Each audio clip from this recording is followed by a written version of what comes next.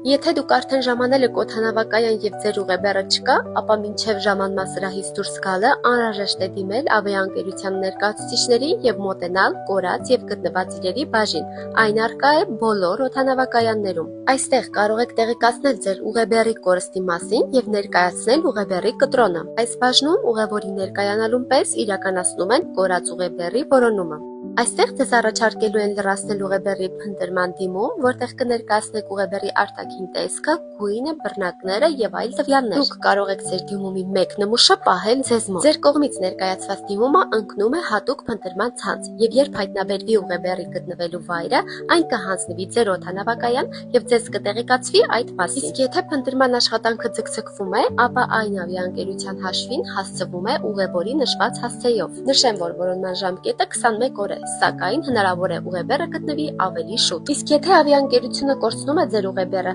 ապա նյութական փոխհատուցումը կատարվում է միջազգային կանոններով։ Յուրաքանչյուր կիլոգրամի համար $20։ Ամեն դեպքում, եթե ուզում եք լիարժեք փոխհատուցում ստանալ, ցանկալի է կատարեք նաև ճամփորդական ապահովագրություն։ Սիրելիներ, հետևեք իմեջին եւ ուղարկեք այս վիդեոն այն մեկին, ով շուտով ճամփորդելու է։ Իմիջայլոց, ճամփորդելը լավ բան է։ Պարզապես խորհուրդ է տրվում ձեր թանկարժեք իրերը պահել ձեր ձեռքի ուղեբեռում։